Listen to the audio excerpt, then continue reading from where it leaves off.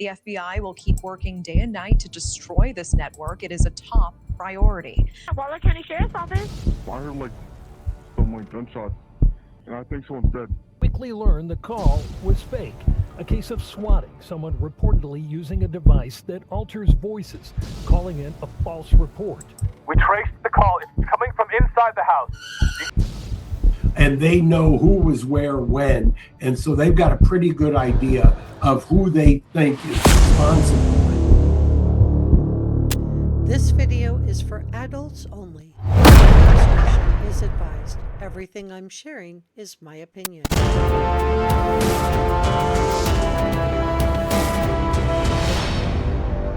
This is Reporter Room with Jessica Della Davies. If you haven't subscribed, please hit the subscribe button. It's free and it helps me out a lot.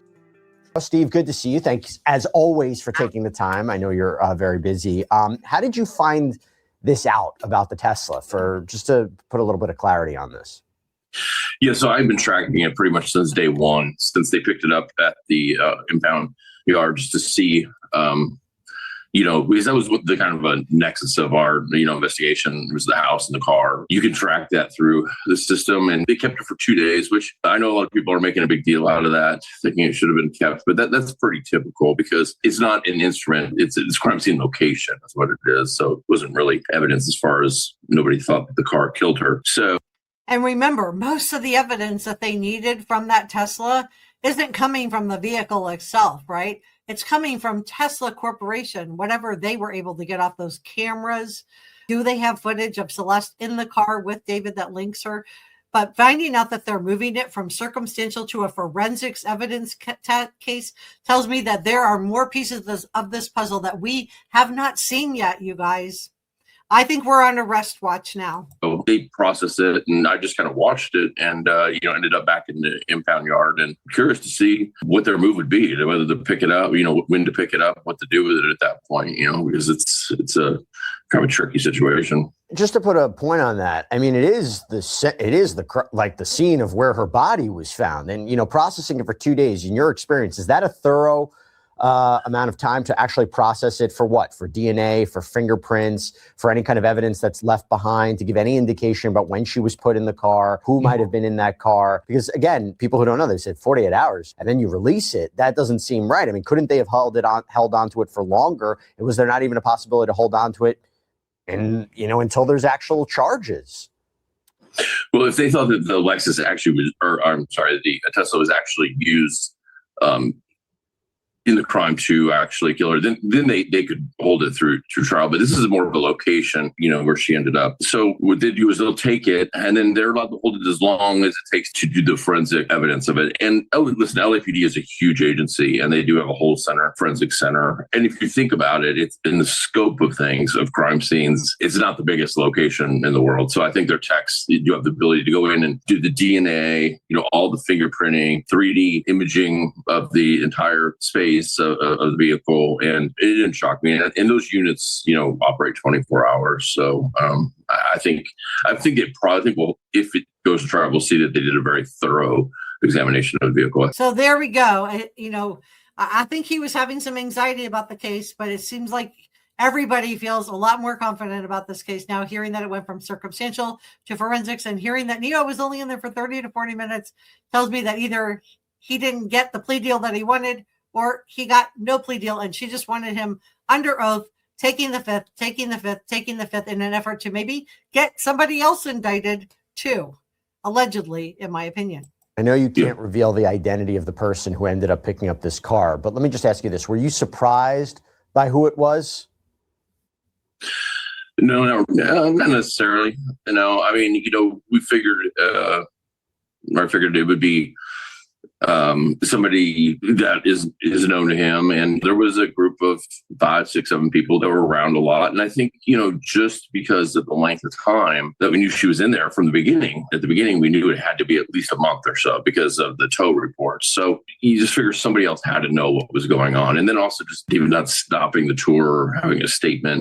It was all very curious. So I don't think that one person would have the ability not only to do that, but also just to not say anything to somebody else. I feel like other people, had knowledge of at least she was in that car. And just to be clear, at this point, if you're saying the car was processed and then it was picked up, what do you believe is happening right now with that car? Do you think the idea of whoever picked that car up, wherever that car is right now, do you think it's because, hey, it's a great car, we wanted to be able to use it again? Or do you believe that it's actually being destroyed at this point? And if so, for what purpose?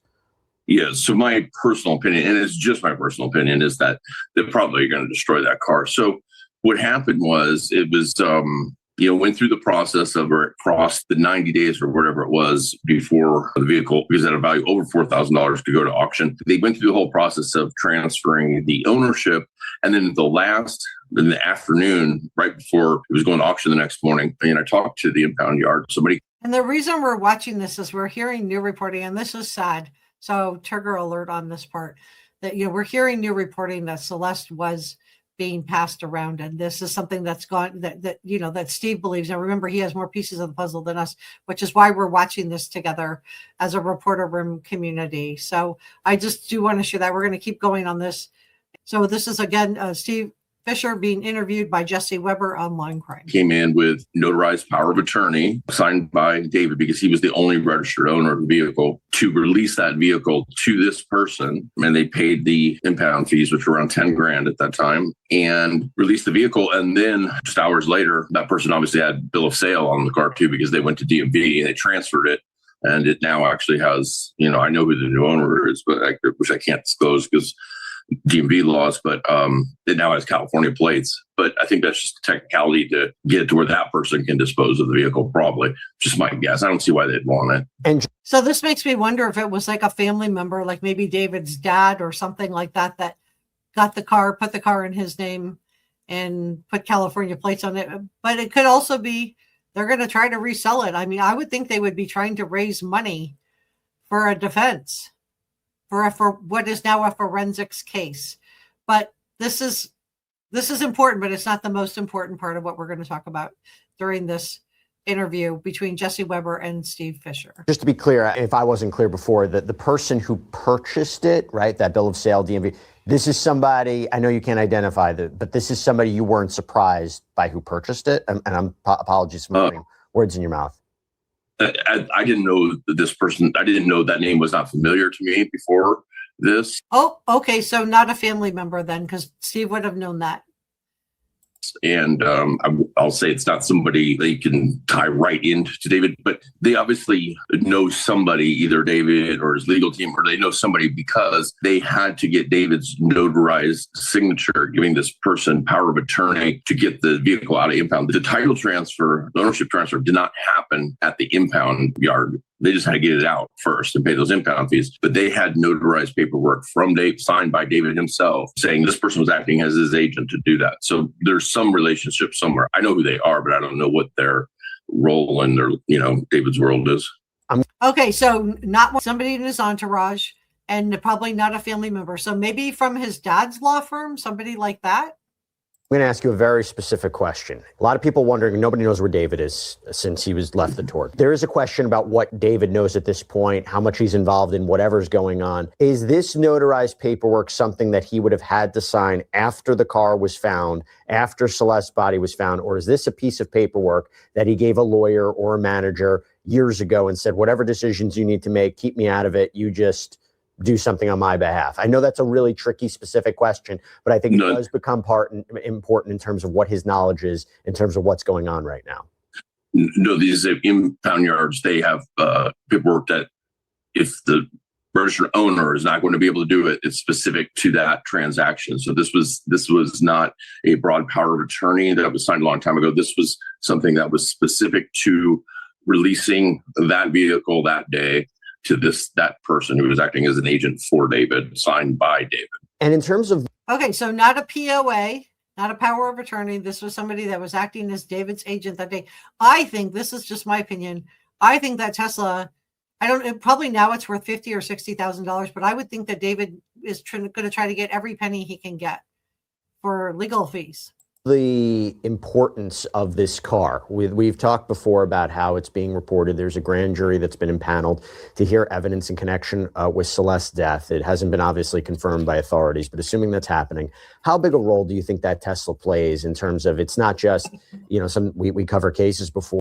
Well, if you didn't think the grand jury was happening before, for sure we have confirmation today, because I showed you video of Neo Langston walking in to the courthouse, and Deputy DA Beth Silverman also walking in to the courthouse. I showed you that footage from the case changing from circumstantial to a forensics case to, Neo and him taking the fifth. We went through a ton of stuff.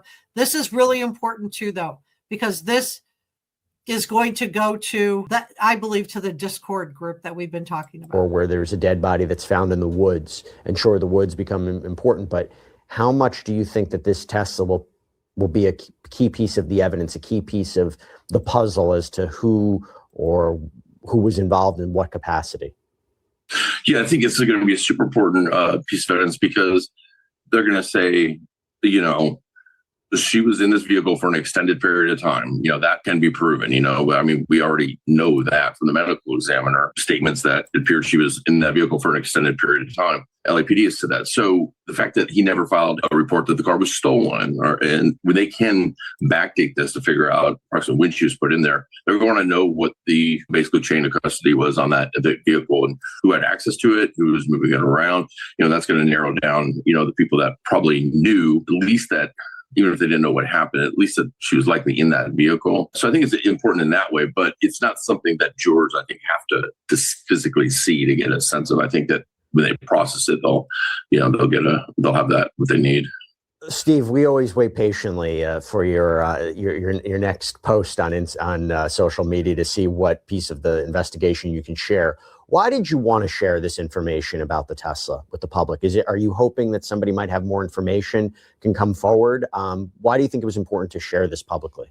Listen, it's a good question. And as a private investigator, there's tools that I don't have available to me, like prosecutors or law enforcement have. So sometimes I'm dog whistling to certain people when I make these posts, right? To see reactions and whatnot. And to have people contact me. I'll tell you, every time I appear on shows or come out with some posts, I do get contacted by people that are important, right? Last week during the last 2 weeks, I was contacted by somebody very important to the case that finally was like, listen, I got some things I want to tell you. And so I do learn a little bit more. And, it's not putting these out there for the sake of putting it out there or appearing for the sake of just, making an appearance. It's telling some people like, listen, I know this part. And do you want to come tell me the rest, or do you want me to keep fishing around? And some people listen, have this information, and there are also some people are just scared to talk to law enforcement. They really are, and they finally come forward and say, "Listen, I don't really want to get caught up in this, but I think this is important to know," and that's helping us put these pieces together. But I will say we're at a point where 5 months, we're coming up on 5 months in a few days, and I don't know. It scares me that the case can't be made by now. I hope he feels more confident today than he did when he recorded this with Jesse Weber, because hearing that the case went from just a circumstantial to a forensics case is great news. Seeing Neo only in there for 30 to 40 minutes tells me he had to take the fifth. And if he would have gotten a comprehensive immunity deal, if the Deputy DA Beth Silverman didn't think she could make her case and needed Neo's testimony, she would have offered him a really good deal for immunity. She didn't. He was in there for 30 to 40 minutes. That's enough time to go inside the courthouse, get in the elevator, go up to the 13th floor, wait to be called, get on the stand and sworn in, and then say, I plead the fifth a couple times. You guys, so I just want to put that out there. And I believe that now that we have Neo's testimony done and we have confirmation that DA Beth Silverman was there today too, I believe we are now on arrest watch. No, the charges haven't dropped. I want to ask you about that, what's going on with the grand jury in a second.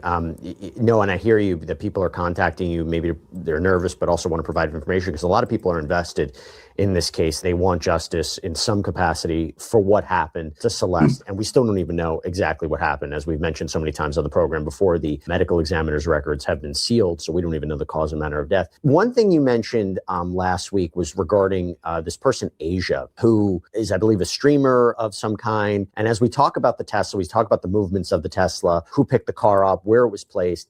Just to be clear, who is Asia and what do you believe her role is with respect to the car and the investigation? Asia is a model, a streamer. I think she does some styling too. And I think that she's done some styling work for David. She wasn't on tour with him. She was around a lot. She was definitely one of the people in his orbit. She was around quite a bit. I know there's a lot of speculation about relationships and stuff. And I don't have 100% clarity on that aspect of it. I just know that she was there a lot. And if anybody is going to have answers as to how David reacted when the news broke, hey, there was a body found in your Tesla when you were out on tour.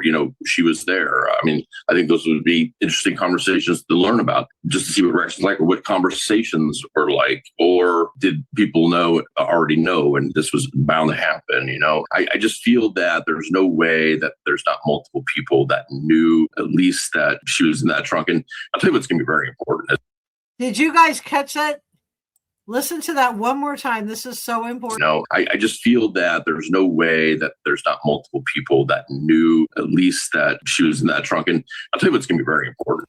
Okay, so that is so key. And that may be why Neo was in and out so fast, so quickly today, right? As the Discord server that David had, because there was a lot of chatter in that from the time it came out that there was a body found in the Tesla registered to David to the time that Celeste was identified, which was 8 or 9 days later, something like that. The time in between that, there was a lot of talk about, there was a lot of people that knew that was going to be Celeste. And look, it's interesting from a legal point of view. Whatever, if there was a hearsay issue in terms of, well, what did he say when it came out that the body was there? There was more free reign to describe how a witness reacted to that information, whether or not he was surprised and whether or not he was shocked and things like that.